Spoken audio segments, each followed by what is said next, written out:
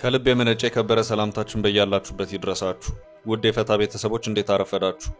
ለሰዓቱ የመራረጥናቸው መረጃዎች ይዘን ተገኝተናል። አንኳር ጉዳዮችን በማስተዋወቅ እንጀምራለን። የነጌታቸው ረዳ ህወሓት ከነደብረጽዮን ቡድን ሙሉ ለሙሉ መገንጠሉን አውጇል። በአቶ ጌታቸው ረዳ ሲመራ የቆየው የህወሓት አንጃ ራሱን ወደ ቻለ ፖለቲካ ፓርቲ መሸጋገሩን አስታውቋል። መረጃውን እናደርሳለን። የሩሲያው ፕሬዝዳንት ቭላዲሚር ፑቲን ኤርትራና ግብጽ የሚገኙበትን ጉባኤ ጠርተዋል። ግብዣውንም በየሀገራቱ እየላኩ ነው። አንደኛው ልዩ መልእክተኛቸው ሞቃዲሾ ገብተዋል። ጥንቅራችን ከዚሁ ጋር በተያያዘ የሚያደርሳችሁ መረጃ አለ። የአሜሪካ ፕሬዝዳንት በግብጹ ስዊዝ ቦይስ አንከፍል ማለፍ አለብን ማለታቸው ግብጾችን ያደናገጠ ሐሳብ ሆኗል። የአሜሪካው ፕሬዝዳንት ዶናልድ ትራምፕ ወታደራዊና የንግድ መርከቦቻችን በስዊዝና ፓናማ ቦዮች ያለምንም ክፍያ ማለፍ አለባቸው ሲሉ ነው የተሰሙት። በመካከለኛው ምስራቅ የአሜሪካ ቁልፍ አጋር ለሆነችው ግብጽ ይሄ ትራምፕ ሐሳብ ዱብዳ ሆኖባታል። መረጃው ዝርዝር አለው። ቻይና ለትራምፕ ውሳኔ እየወሰደች ያለችውን የአጸፋ እርምጃ አጠናክራ ቀጥላለች። ግዙፉን የቦይንጉን አውሮፕላን በመጣበት እንዲመለስ ካስተላለፈችው አነጋጋሪ ውሳኔ በኋላም ሌላ ከበድ ያለ የአጸፋ እርምጃ መውሰዷ ተሰምቷል። መረጃው የጥንቅራችን አካል ነው። የሶማሊያው ፕሬዝዳንት ሐሰን ሼክ መሐመድ ለልጃቸው የሰጡት ስልጣን በሶማሊያ አነጋጋሪ ሆኗል።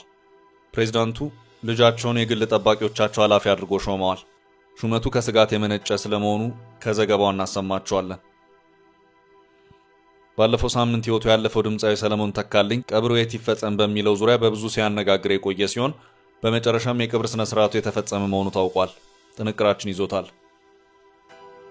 ኢትዮጵያዊ አትሌት በዓለም አቀፍ የዳይመንድ ሊጉ መድረክ ያስተላለፈው መልእክት እያነጋገረ ነው። አትሌቱ በውድድሩ ፍጻሜ በአማርኛ ቋንቋ በወረቀት ላይ ጻፈውና ፍትህ የጠየቀበት መልእክቱ አነጋጋሪ ሆኗል። አጠር ያለ መረጃ እናደርሳለን።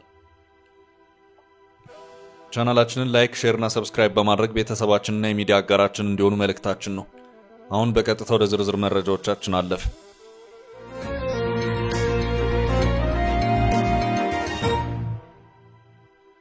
የነጌታቸው ህወሓት በይፋ ተገነጠለ።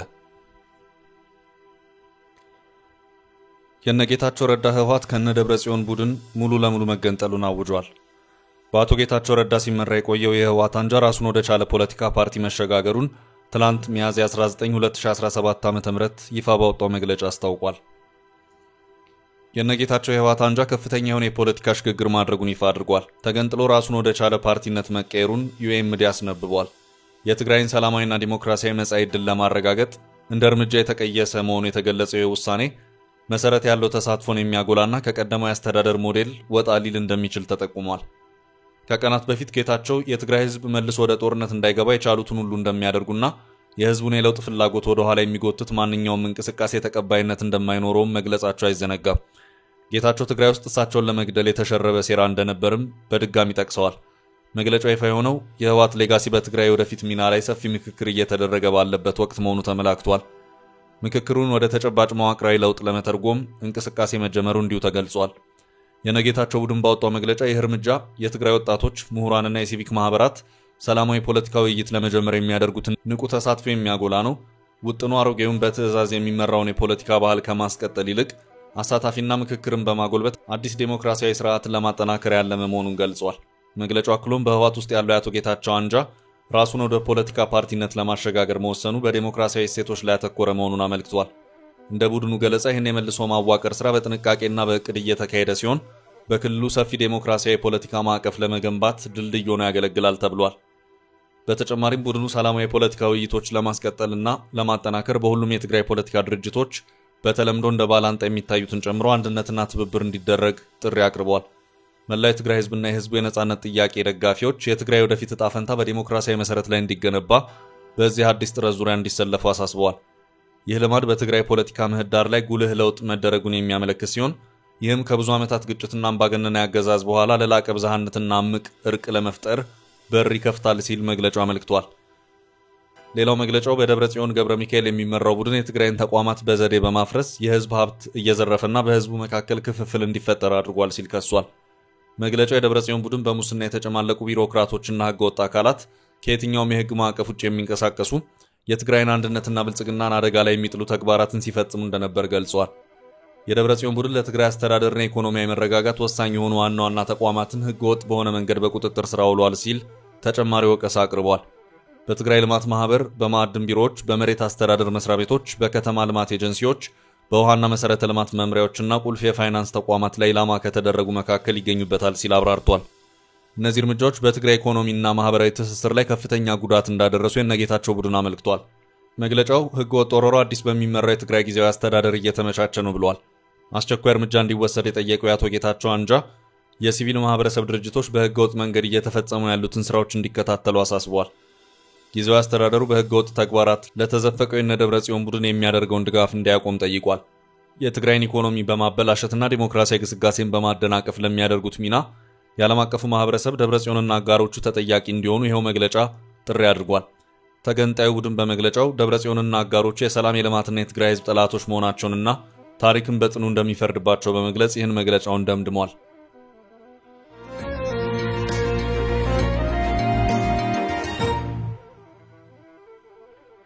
በቀጣይ መረጃ ፑቲን ኤርትራና ግብጽ የሚገኙበትን ስብሰባ ጠሩ።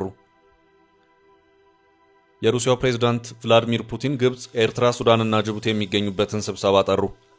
ፕሬዝዳንቱ ከዚህም በተጨማሪ ሀገራቸው ሩሲያ ከኢትዮጵያ ጎረቤት ሀገራት ጋር ያላትን ግንኙነት እንድታጠናክር በማድረግ ላይ ናቸው። እንደ ፎክስ ኒውስ መረጃ ከሆነ አሜሪካ ጥብቅ ማስጠንቀቂያ ልካለች። ማስጠንቀቂያው በተለይ ሩሲያ ሱዳንን አንድ ግንኙነት የተመለከተ ነው ተብሏል። ግንኙነቱን የማጠናከሩ ሂደት ከኢትዮጵያ እስከ ኤርትራና ሶማሊያ ብሎም እስከ ሱዳንና ሌሎች የኢትዮጵያ ጎረቤቶች የዘለቀ ነው። አሁን ደግሞ አንድ ወሳኝ ስብሰባ እየተዘጋጀ ነው። ከዚሁ ጋር በተያያዘም አንድ የፑቲን ልዩ መልእክተኛ ሞቃዲሾ ገብተዋል። በቀጣይም ወደ ግብጽና ሌሎች ሀገራትም ያመራሉ ተብሏል።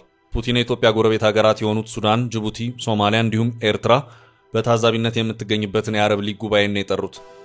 ፑቲን በቅርቡ ሞስኮ ለነበሩት የኦማኑ መሪም ለዚሁ የአረብ ሊግ ጉባኤ ጥሪን አቅርበዋል።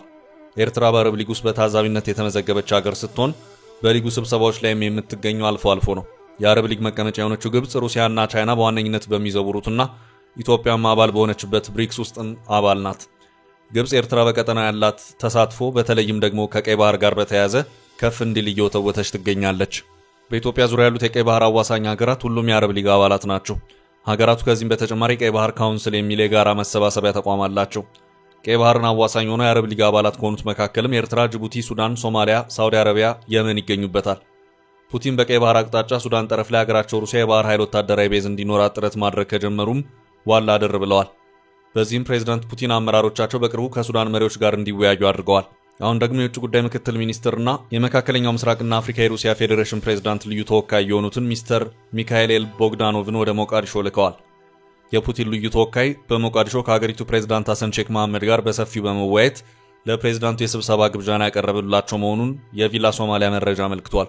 ይኸው የቪላ ሶማሊያ መረጃ የሁለቱ መሪዎች ውይይት የሁለቱን ሀገራት የሁለትዮሽ ግንኙነት የበለጠ ማጠናከር በሚቻልበት ሁኔታ ላይ ያተኮረ የነበረ መሆኑን አመልክቶ በስብሰባው ወቅትም ልዩ መልእክተኛው ቦግዳኖቭ የሶማሊያው ፕሬዝዳንት ሐሰን ሼክ መሐመድ በመጪው የሩሲያ አረብ ሊግ የመሪዎች ጉባኤ ላይ እንዲገኙ ይፋዊ ግብዣ ያደረሱ መሆኑ ታውቋል። ልዩ ግብዣ የተላከው ከፕሬዝዳንት ቭላዲሚር ፑቲን ነው። የሩሲያ የውጭ ጉዳይ ሚኒስትር ሰርጌይ ላቭሮቭ ከዓመታት በፊት ወደ አስመራ አምርተው የነበረ መሆኑ የሚታወስ ነው። የሩሲያ ባህር ኃይል መርከቦችም በምጽዋ ለቀናት ቆይታ አድርጎ የተመለሱበት ሁኔታም ነበር። ሩሲያ ከኢትዮጵያ ጋር ያላት ወታደራዊ ግንኙነትም ጠበቅ ያለ ነው። ሀገሪቱ የኢትዮጵያ አየር ኃይል በታጠቃቸው ጄቶች ላይ ያላት የአቅርቦት ሚና ከፍ ያለ ሆኖ ይታያል። ሩሲያ ሱዳን የቀይ ባህር ዳርቻ ላይ ወታደራዊ ቤዝን የመትከል እቅድ ይዛ መንቀሳቀስ ከጀመረች ዋላ አደር ያለች ሲሆን የሱዳን እርስ በርስ ጦርነት ውስጥ መግባት ግን እቅዱን አክሽፎታል። ሱዳን አሁን በአንጻራዊ ሰላም ውስጥ መገኘቷን ተከትሎ ሩሲያ የቀደመውን የሁለቱን ሀገራት ስምምነት ለማደስ በአዲስ መልኩ እንቅስቃሴዎች የጀመረች ሲሆን ይህን እንቅስቃሴ በተመለከተ በአሜሪካ በኩል ጥብቅ ማስጠንቀቂያ የተሰጠ መሆኑን የፎክስ ኒውስ ዘገባ አመልክቷል። አሜሪካ ሩሲያ በሱዳን የባህር ኃይል ሰፈር ለመመስረት ባቀደችው እቅድ ውስጥ የተሳተፈ ማንኛውም ሀገር ወይም ግለሰብ ማዕቀብን ጨምሮ ከባድ መዘዞች እንደሚጠብቁት ማወቅ አለበት ሲሉ የአሜሪካ የውጭ ጉዳይ ሚኒስቴር ቃል አቀባይ ከቀናት በፊት ለፎክስ ኒውስ ተናግረዋል።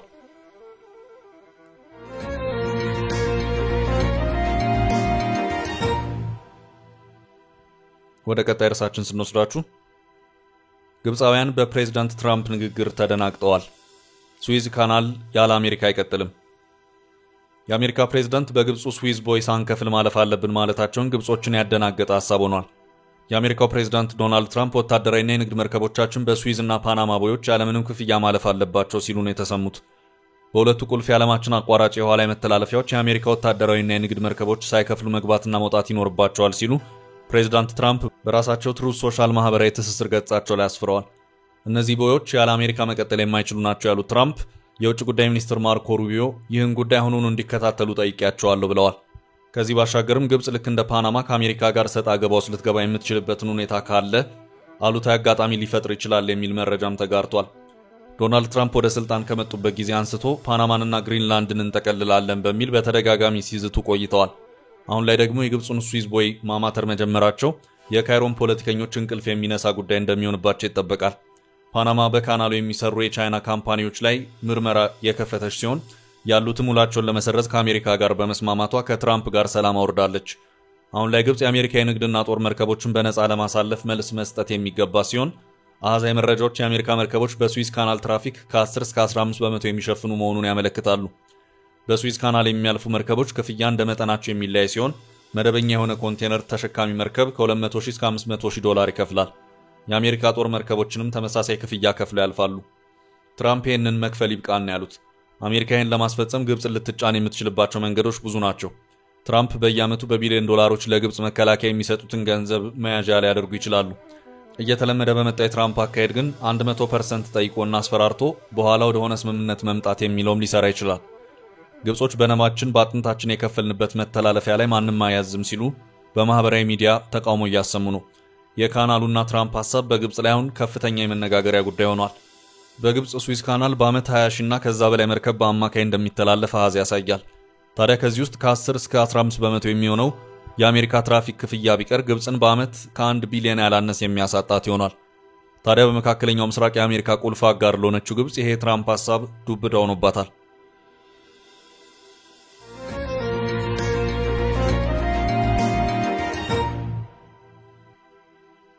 በቀጣይ መረጃችን የቻይና አዲስ የአጸፋ እርምጃ። ቻይና ለትራምፕ ውሳኔ እየወሰደች ያለችውን የአጸፋ እርምጃ አጠናክራ ቀጥላለች። ግዙፉን የቦይንጉን አውሮፕላን በመጣበት እንዲመለስ ካስተላለፈችው አነጋጋሪ ውሳኔ በኋላም ሌላ ከበድ ያለ የአጸፋ እርምጃ መውሰዷ ተሰምቷል። ቻይና የትራምፕ አስተዳደር በጣለባት ከፍተኛ ቀረጥ ምክንያት ከቦይንግ ልትገዛ ያዘዘቻቸውን አውሮፕላኖች አልቀበልም ማለቷ ባለፈው ሳምንት መጀመሪያ ላይ መገለጹ አይዘነጋም። ቦይንግ 50 የሚሆኑ አውሮፕላኖችን ነበር በያዝነው ጎርጎሮሳውያን ዓመት ለቻይና ለማቅረብ አቅዶ የነበረው። ቻይና የቦይንግ አውሮፕላን አልገዛም በሚል ከመለሰች በኋላ በሳምንቱ መጨረሻ ከ12 ቶን በላይ ፖርክ ወይም የታሸገ የአሳማ ስጋ ግዢን በይፋ ማቋረጧ ተሰምቷል።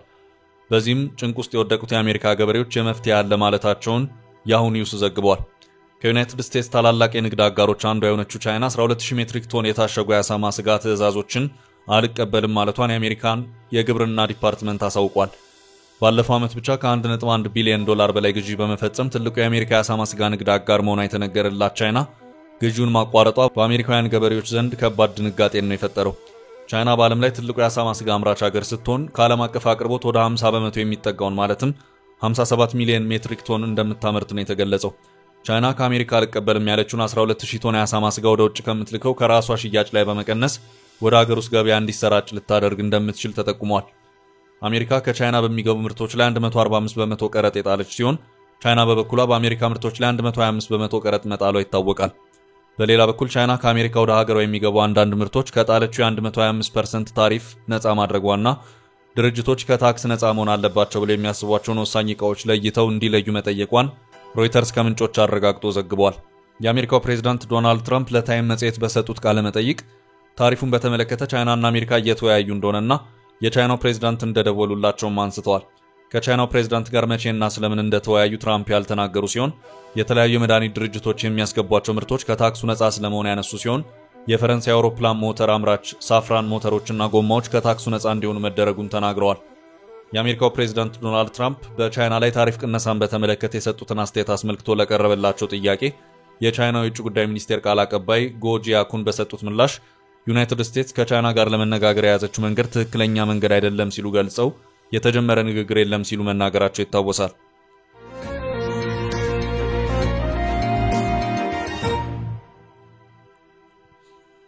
ወደ ቀጣይ መረጃ አለፍን። የአትሌቱ አነጋጋሪ ጽሑፍ መልእክት።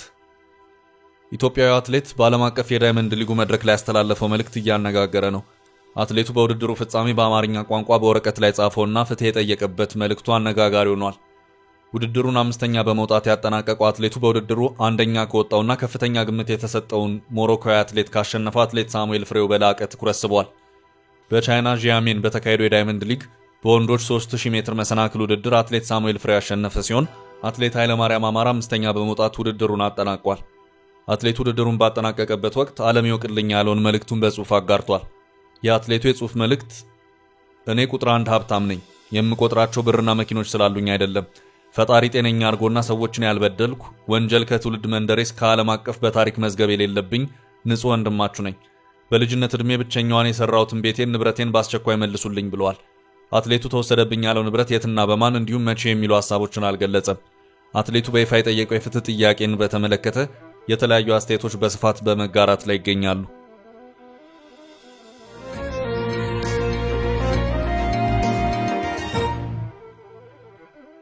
በቀጣይ ርዕስ በመጨረሻም ሰለሞን ተካልኝ ተቀበረ። ባለፈው ሳምንት በአሜሪካ ጆርጂያ በድንገት ሕይወቱ ያለፈው አርቲስት ሰለሞን ተካልኝ የት ይቀበር የሚለው ጉዳይ በሰፊው ሲያነጋግር ከቆየ በኋላ በመጨረሻም በዚያው በአትላንታ ኢንተርናል ሂልስ ሜሞሪያል ጋርደን በተባለ የመቃብር ስፍራ የቀብር ስነ ስርዓቱ የተፈጸመ መሆኑ ታውቋል። ሰለሞን ተካልኝ ሰሜን ሸዋ ቅበሩኝ ብሏል በሚል መረጃዎች ሲሰራጩ ነበር። በአገር ውስጥ ቅድስት ሥላሴ ቤተክርስቲያንም ይፈጸማል የሚሉ መረጃዎችም ሲሰራጩ ነበር። ሆኖም በስተመጨረሻ በዚያው በአሜሪካ በአትላንታ ደብረጽዮን ቅድስት ማርያም ተዋህዶ ቤተክርስቲያን የጸሎተ ፍትሐ ስነ ስርዓት ጓደኞችና ወዳጆቹ በተገኙበት ግብዓተ መሬቱ የተፈጸመ መሆኑን ዘገባው አክሎ አመልክቷል።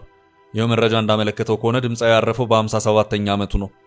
የህይወት ታሪኩን አጠር አድርጎ ያስነበበው ዘገባው ሰለሞን ተካልኝ በአዲስ አበባ ዙሪያ ካለው ኮረብታማ ሰፈር ከወላጆቹ ከአቶ ተካልኝ መሐሪና ከእናቱ ከወይዘሮ ታዱሽ ተሰማ አብራክ ጥቅምት 7 ቀን 1960 መወለዱን በህይወት ታሪክ ማህደሩ ላይ የተመለከተ መሆኑን አመልክቷል። የአራት ልጆች አባት ነውም ተብሏል።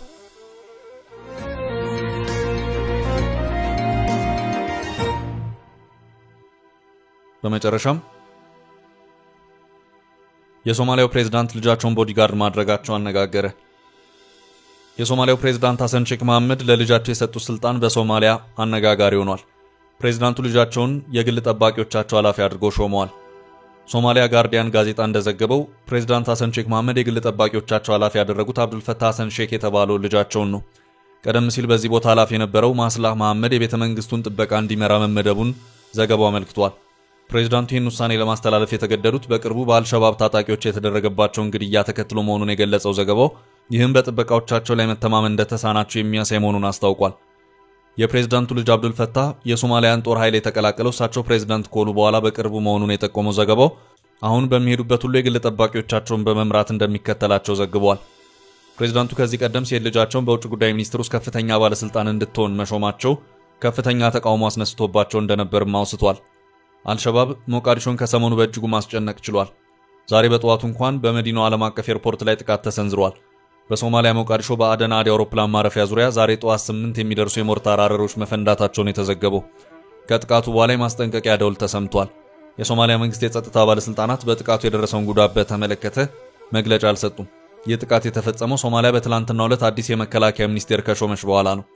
ፕሬዝዳንት ሐሰን ሼክ መሐመድ በካቢኔያቸው ውስጥ ሹምሽር እያደረጉ ሲሆን በተለይ በጸጥታ ተቋማት ላይ አመራሮችን በመለወጥ ላይ ይገኛሉ። ቻችን ለዛሬ ያዝንላችሁ ርዕሰ ጉዳዮች እዚህ ላይ ቋጨን። ላይክ፣ ሼር እና ኮሜንት በማድረግ ለቻናላችን ድጋፋችሁን መግለጽ እንዳትዘነጉ እያልን ከሌሎች መረጃዎች ጋር ደግመን እስክንገናኝ ቸር ያሰማን ስንል ተሰናብተናል።